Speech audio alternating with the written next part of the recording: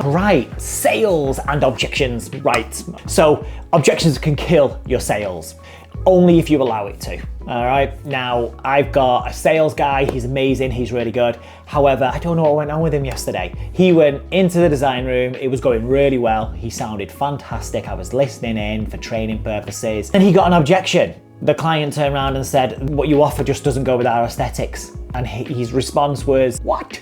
Just said, oh, that was it, that was the end of the sale. The client then went for prints to go into their own frames or whatever it is that they're gonna do with it. He didn't understand what aesthetics meant.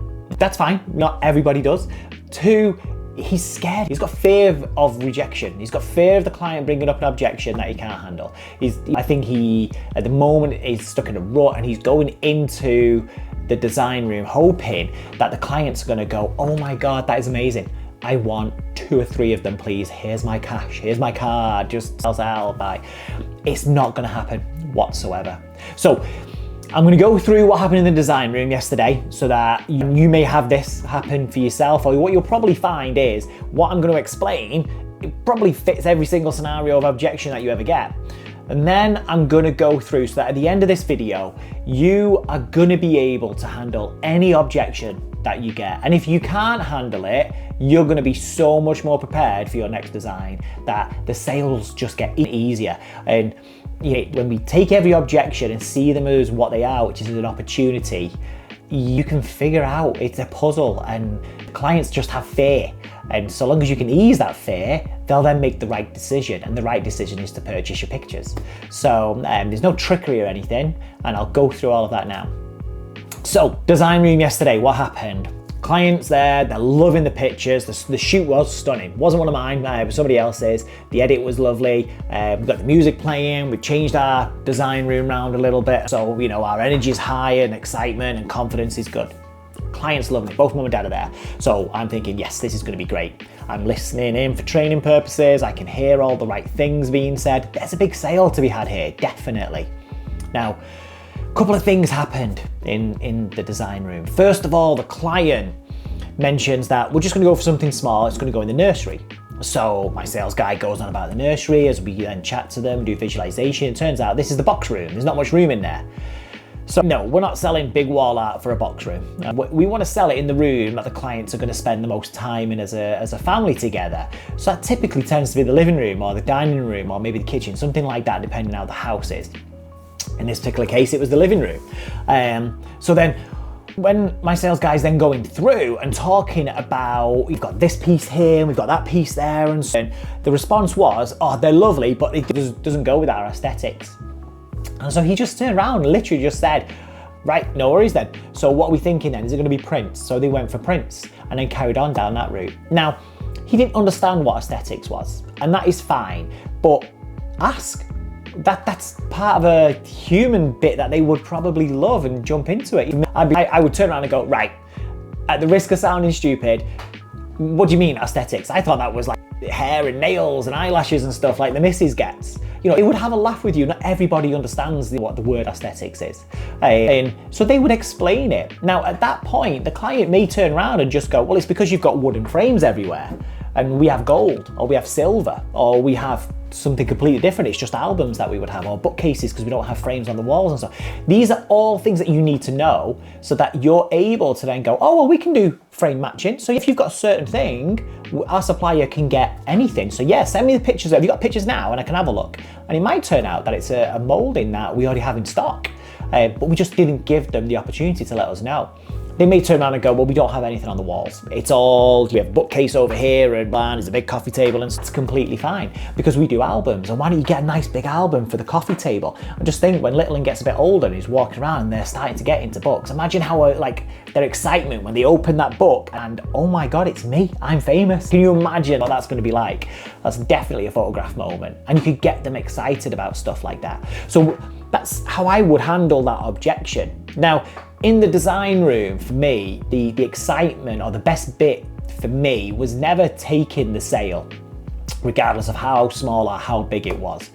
For me, it was always the ability for an objection that I've never heard before coming out and me being able to come up with an answer there and then that worked so well that the client went, oh, well, we'll go for this, we'll go for that. And I love that. That's what my buzz was. It never used to be. It took a long time for me to get to there, but that's where you need to get to, and you can get there fast. So the way it changed for me was, first of all, I was always scared of calling the client before they came back for the design consultation. I was advised to do it and I didn't do it for lack of experience. My fear at the time was I'm going to phone somebody and they're going to bring up price on the phone, and I'd rather deal with that in the design room rather than on the phone. Well, in actual fact, looking in hindsight now, I've probably lost millions over the years because of it. What I should have done, or what we do now, is we will phone the client, because the idea is to bring up every single objection before the client gets to the design room. So when they get to that design room, when they're there to buy your pictures, the only question that should be is, do you pay cash or are you paying card? That's it. So for me, every single time I have a design consultation, and you're going to do this from now on, you're going to come out of that design consultation, and regardless of the outcome, whether it was your top package or whether it was your bottom package or anything in between, you're going to write down every single objection that you've had. And even if you had a response for it, you're still going to write down every single objection that you got. And then your goal is going to be, how do I bring these objections up in the photo shoot or on the phone with the client? Because if you can bring them up, then you're in control of how they come up, and you're in control of how the conversation's going to go, and you're in control of how your response is going to be. So we get one that I'm sure you guys get, and it will be a client turning around and going, well, do you know what, we're moving house, so I'm not too sure where it would go in the house or anything like that. And so that was always a sale killer for us, because I can't really argue that. You're about to move house, so you can't put it up somewhere. So we've changed that. No, that's an objection. And lots of people are moving houses all the time. So what am I supposed to do? Just not sell to people who are moving house? I asked on the phone, are you moving house lately? You are? Great, you're not allowed to come in. No, there's still a sale there. Now, my mindset with this and the way I train all my guys is, if they're moving house, they're spending big money, because they're going to have all the fees left, right and center. They're buying big ticket items. Potentially they're buying new sofas. They've got removal fees. It's an expensive time. But that can go to our benefit. First of all, you may look at that negatively, going, so they've got no money. Oh, no. Money might be tighter, but everything's a lot bigger. So then when you come along with your pricing, if you've priced it right, you're not a big shock to them, because they're dealing with much bigger figures left, right and center. And so if they're coming in to see you for a photo shoot when they're moving house, they still intended to buy pictures. So first of all, get any fear out of the way that, oh my God, they're buying a house so they're not going to spend money. No, they wouldn't come to see you if that was the case. So get your mindset in the right place first. The next thing is, what I would always say is, oh my God, you're moving house. That is amazing. Do you know what? Such a scary time for the kids and stuff. What I would say is, as soon as you moved in, the first thing you do, get your frame, whatever it is that you're getting today, get that up on the wall. So that when little un then comes to the new home, any sort of fear, scare, or anything that they're unsure about, because this isn't home, this isn't where I've always lived, all of a sudden they come in, what do they see? They see the family pictures on the wall, instantly they know this is home, and it will help bring everything together straight away. It works great, and again, that's another objection. So we go through this with absolutely everything whenever it comes to objections. So my advice would be, for your objections, see every single one as an opportunity. I strongly believe in our studio that we do so well because we see it as though that every objection comes from uncertainty from the client. They're scared of making the wrong decision. What if I buy this and it's not right? What if I should have gone for the bigger option and that's not right? I don't know what I should do. Or it will come from, well, I want pictures, but I don't know where I'm putting them. There's just so many fears and doubts and uncertainty.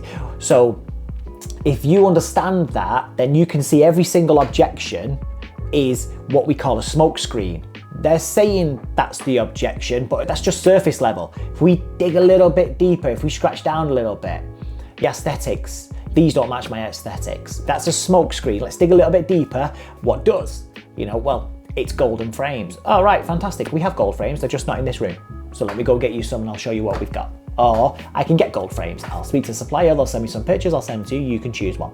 So if we scratch a little bit deeper, you'll find that every objection just seems to be a smokescreen. And if you can bring out the answer to that objection, your clients will buy from you. And like I say, that's my favorite part of it now. So I'm not scared of any objection whatsoever. And it is massively freeing. It means that when I'm in a sales situation, when I'm in that design consultation, the client can throw anything at me because I'm not scared to ask for clarification.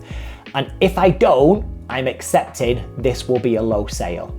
Now, if I do ask and it's still a low sale, I haven't lost anything, but I've just found out a little bit more. Maybe that's something I can bring into my shoots now and bring it up in a shoot. So when they come to the design consultation, to the sales stage, there's no objections. I hope that's been useful for you guys. Please give me a like and a subscribe. I'm trying to build a channel at the moment. We've had a right big boost this week, which has been amazing. But I will do another video tomorrow and I hope to see everybody on the next one. Take care, bye.